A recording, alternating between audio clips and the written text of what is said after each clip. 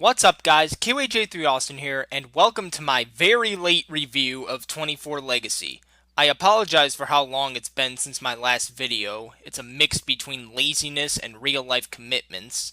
There will be many spoilers in this review, so if for some reason you haven't seen the whole season by now, I'll give you 5 seconds to turn this video off.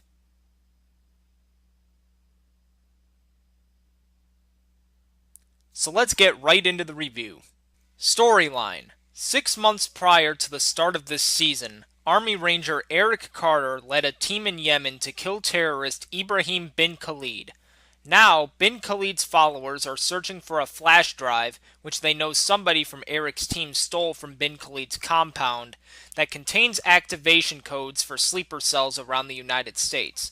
When they reach Eric's house, he and his wife Nicole manage to escape, and after getting Nicole to safety, Eric teams up with CTU to go after the terrorists. Subplots include Nicole staying with Eric's drug-dealing brother Isaac for safety. Ironic, right? But when Nicole finds out that some members of Isaac's crew plan to overthrow and kill him, it's up to her to save him. Ben Grimes, one of Eric's squad mates, now suffers from PTSD, and some of his actions hinder the progress of CTU finding the terrorists. Eric is forced to both help his friend and do what he needs to do to get the job done. Rebecca Ingram, the former director of CTU, is pulled back into the world of counterterrorism while her husband, Senator John Donovan, is running for president. The events of the day put a lot of strain on their marriage. Speaking of John Donovan, his father, Henry Donovan, is revealed to have been the one who gave up the identities of Eric and his squad to the terrorists. He says he did it because the terrorists threatened to publicly reveal some illegal actions that his oil company committed. But then he turns around and denies to CTU that any of it ever took place, so an outsider is brought in to interrogate him off the record. And that person is Tony Almeida!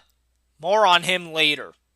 Another subplot concerns CTU analyst Andy Shalowitz, who thinks he's on the verge of being fired when new recruit Mariana Stiles, the cousin of Edgar Stiles from the original show, joins CTU to supposedly replace him.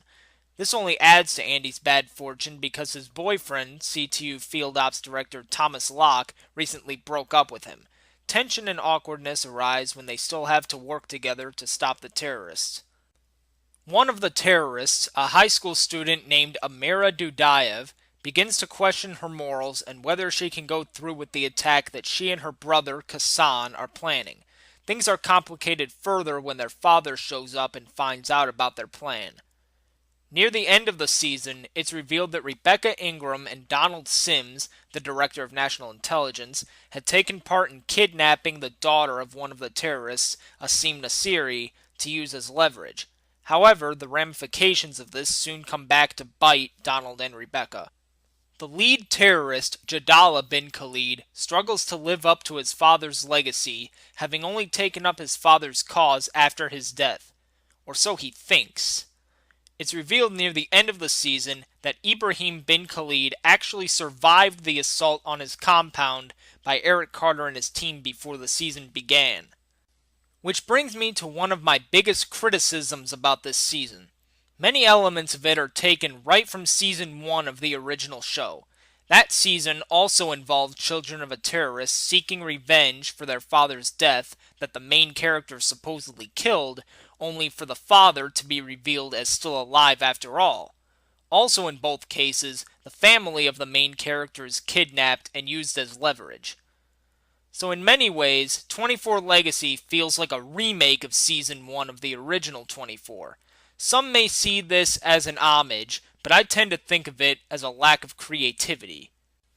My second biggest criticism of this season is the underuse and borderline uselessness of Tony Almeida. Considering that he's the only returning character from the original 24, I would have expected more emphasis and badass moments from him.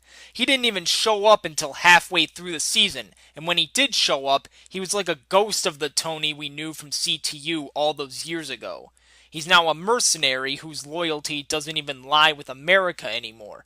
It lies with the highest bidder in a situation. I would rather have seen him really team up with Eric to stop the threat of the day. which might have actually happened if Eric hadn't broken Tony's arm in their fight in the season finale.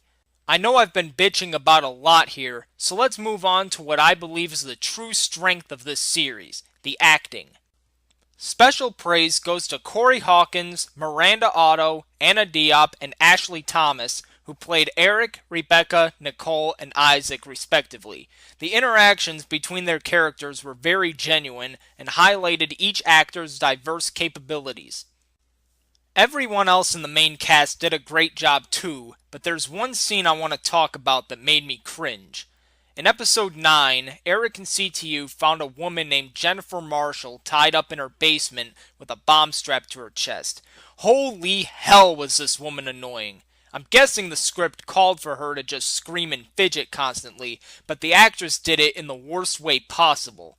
A lot of shows have a random character like this from time to time, but this one got to me so badly that I just had to mention it. That's really the only scene I felt that way about. Although the little girl that played Nasiri's tree-loving daughter was pretty bad, I'm willing to forgive it because she's a kid. I know that's not really an excuse, but whatever. Anyway, let's move on to the special effects. The action sequences were for the most part what you'd expect from 24, with a few exceptions. The destruction of the George Washington Bridge halfway through the season was really well done. There was tension in both the physical sense of the explosion and all the people being killed, but also in the sense of Amira's moral struggle, leaving us wondering whether or not she would go through with the attack. It's sad that she did choose to do it in the end, but the build-up to it gave me the biggest adrenaline rush I had this season. Now for what I feel was the most distracting part of the season. Every few episodes there would be a certain part where quick cuts are used to portray someone doing a mundane action from different angles. The thing is, these cuts so clearly broke the real-time rule of the show, because when the shot switched, the character would be in a position that they couldn't possibly have switched to that quickly. I know it's not that big of a deal, but it irritated me because I swear the original 24 never did this.